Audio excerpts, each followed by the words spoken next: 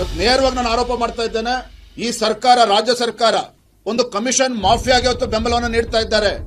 ರಾಜ್ಯದಲ್ಲಿ ಇವತ್ತು commission mafia ಮುಖೇನ ಇವತ್ತು ರಾಜ್ಯದಲ್ಲಿ ಇವತ್ತು ಆಡಳಿತವನ್ನ ನಡೆಸ್ತಾ ಇದ್ದಾರೆ.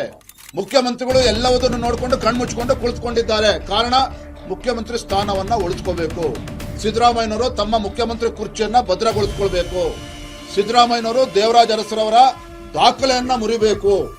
ಇವರು ದೇವರಾಜ ಅರಸರ ದಾಖಲೆಯನ್ನ ಮುರಿಯೋದಕ್ಕೋಸ್ಕರ ರಾಜ್ಯವನ್ನ ಲೂಟಿ ಮಾಡಿ ಯಾವುದೇ ಒಂದು ಅಭಿವೃದ್ಧಿ ಕೆಲಸ ಕಾರ್ಯಗಳು ಇಲ್ದೇನೆ, ಲಂಚ ಇಲ್ದೇನೆ ಇವತ್ತು ಯಾವುದೇ ಕೆಲಸ ಕಾರ್ಯಗಳು ಆಗ್ತಾ ಇಲ್ಲ ಅನ್ನೋದಾದ್ರೆ ಈ ರಾಜ್ಯದಲ್ಲಿ ಮುಖ್ಯಮಂತ್ರಿಗಳು ತಮ್ಮ ಸಂಪೂರ್ಣ ಹಿಡಿತವನ್ನ ಕಳೆದುಕೊಂಡಿದ್ದಾರೆ.